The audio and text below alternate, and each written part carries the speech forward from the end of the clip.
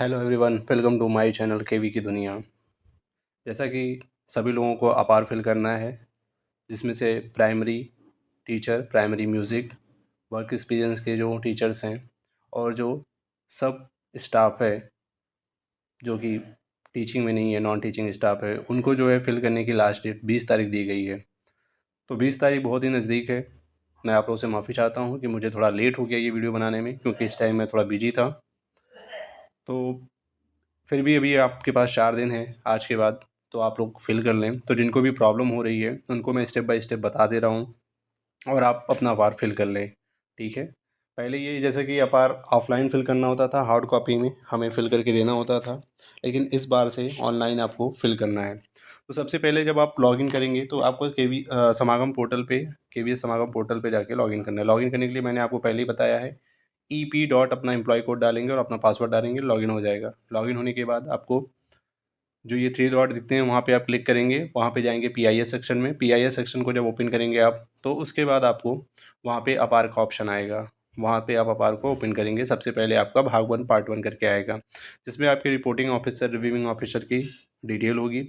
उसके बाद आपका नाम आएगा, डेट ऑफ बर्थ आएगा, एम्प्लॉय कोड आएगा, कैटेगरी आएगी, एजुकेशनल क्वालिफिकेशन आएगी, date of entry in KVS, date of continuous appointment in the present unit. तो ये चीज़ें ऑलरेडी आपको फिल आएंगी, आपको फिल करने की जरूरत नहीं पड़ेगी, क्योंकि आपका समागम पोर्टल में ये चीज़ें ऑलरेडी अपलोड है। आपको फिल करना है वर्ष के दौरान ली गई छुट्टी, जो भी आपने सीएल या सीसीएल के छोड़ के बाकी जो आपने छुट्टियां ली हैं, जैसे मैटर्निटी लीव, पैटर्निटी लीव हो गया, या चाइल्ड केयर लीव, या अदर कोई भी अगर आपने ईएल लिए हैं, तो वो आपकी कितने दिन थी उसको आपको यहाँ फिल करना है। दूसरा है कि period of absence from duty on training, जैसे हमने ट्रेनिंग के लिए गए थे, इंडक्शन ट्रेनिंग, जो लोग न्यू ज्वाइन किए थे उनका इंडक्शन ट्रेनिंग हुआ था।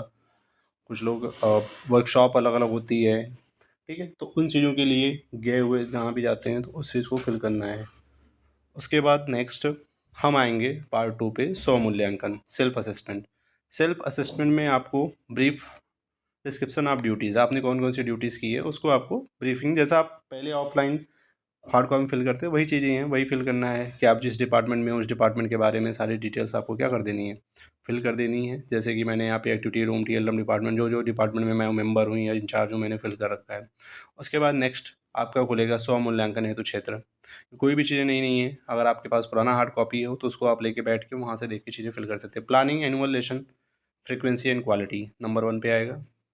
इसमें आपके जो टारगेट थे, ऑब्जेक्ट थे, वो क्या थे और आपने उसको अचीव कैसे किया, इसके बारे में आपको क्या करना है, बताना है, ठीक है।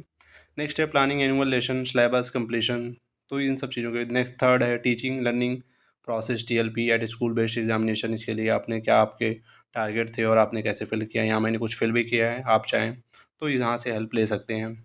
नेक्स्ट है teaching learning process, TLP at board examination, pass percent and PI. ये मोस्टली प्राइमरी के लिए तो ठीक है, बट ये मोस्टली क्या है, टीजीटी पीजीटी के लिए है, क्योंकि पीआई जो है परफॉर्मेंस इंडेक्स इसको बोलते हैं, पीआई का फुल फॉर्म, ये उनके लिए होता है, बोर्ड वालों के लिए मोस्टली।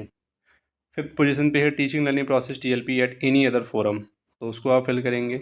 उसके बाद 6 नंबर पे achievement of student at formative and summative assessment, ठीक है, question paper, evaluation, diagnosis and remediation के लिए आपने क्या टारगेट लिए थे और क्या आपने अचीव किया, वो सब आप फिल करेंगे। 8 पोजीशन पे reporting to student, parents, subject committee, principal, frequency, quality, impact, तो इसके बारे में आप क्या करेंगे, जो भी आपने चीज़ें किया है वो आपको फिल करना है। 9th पोजीशन पे KV cluster regional KVS level activities include club activities, इसको आप फिल करेंगे।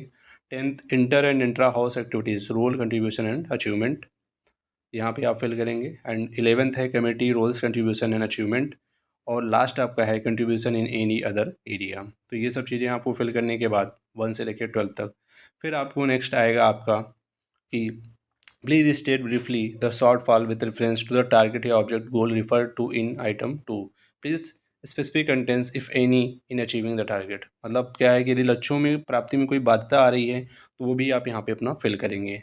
उसके बाद जो थर्ड बी करके है उसमें है कि please also indicate item in which there have been significantly higher achievement and your contribution there to.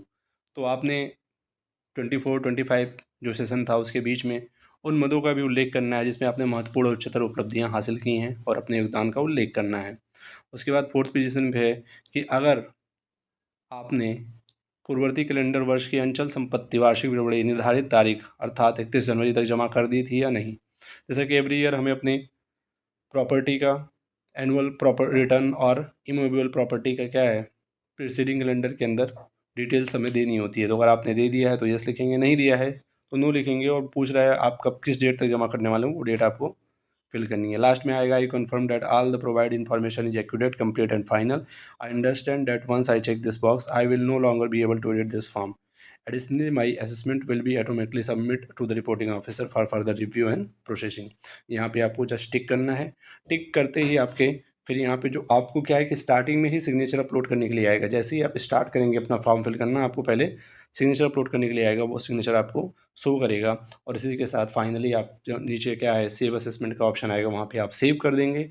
आपका ये आपके रिव्यूइंग ऑफिसर के पास चला जाएगा आपकी रिपोर्ट, और आपका पार फिल हो जाएगा। तो इतना सा ही करना है। मैंने शायद पूरा ब्रीफ में आपको चीज़ें बता दी गई हैं।